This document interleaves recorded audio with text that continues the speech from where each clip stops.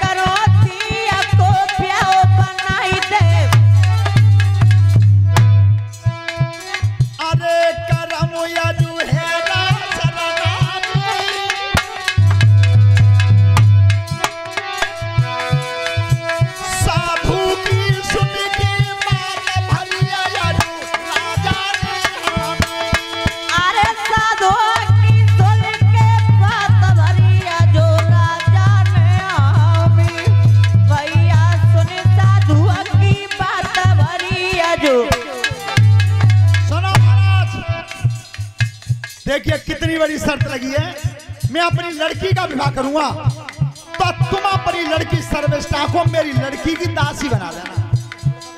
महात्मा नहीं है।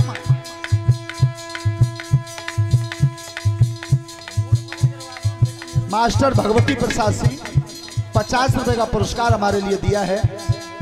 परमात्मा सुख समृद्धि देता रहे, धन्यवाद। राजा पर सूचना पहुंची, देखो नेक शांति से सुनियो, थोड़ी देर की बात है। तो राजा आज वरना बने थे ब्राह्मण की लड़की के लिए। अरे करे राजू महलन में करना,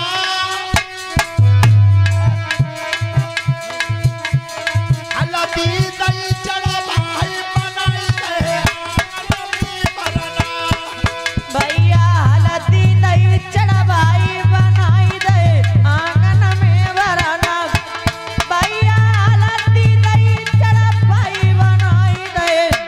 एक बात सुनो बेटा, दो चीज याद करके जाना, मानो कितना आ जाए, पर दो चीज कभी बाजार की मत लाना। एक तो चूल्हा पक्का मत बनवाना, और दूसरी बात, विवाह शादी में कभी कंकन बना हुआ मतलब। और मालूम है बेटा कंकन काहे को बनता है? अगर बिटरिया तुम्हें मालूम हो तो भाई अम्मा दादी पूछियो, देखो कंकन जाको बनता है। करिया रे की बुट चून की खुशी आम को पत्ता, काले कमल को तू कुपाती ऊपर लता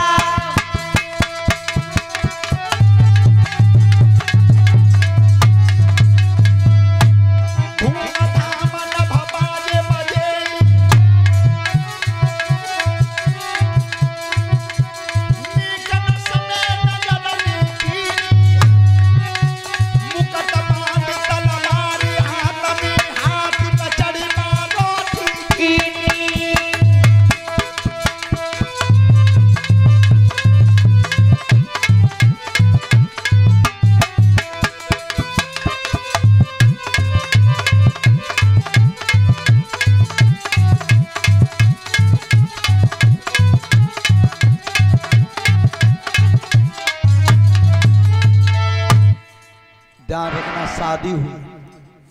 सर्विष्ठा की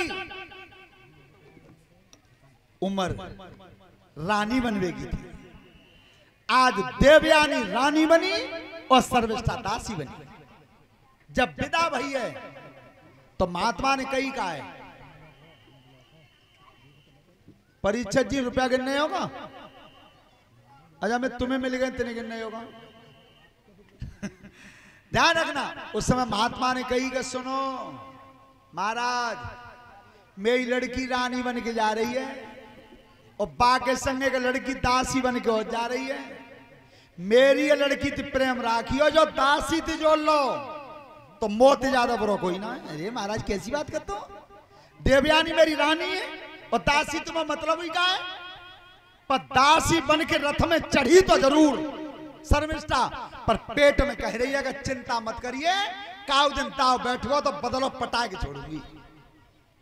चले गई देवयानी, चली गई भवन को और शर्मिष्ठा चली गई दास भवन। श्रोता बंधुओं, देवयानी के उधर से राजा के अंश से दो पुत्र पैदा हुए, यदु और तुर्वसु, दो बेटा भाई।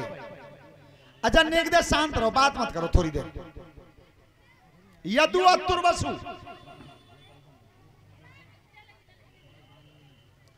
एक दिन महाराज आज अपने भवन से निकल के और बगिया में टहले थे, ठीक सामने सर्विष्ठा दासी का भवन बना हुआ था। सर्विष्ठा दासी का भवन बना हुआ था। सो जोर दासी की नजर पड़ी शर्मिष्ठा की, क्या तो राजा डोल रहे हैं। सो मन में संकल्प लो कि आज बढ़िया समय कबू नहीं मिले हो। तो भीतर भवन में गई है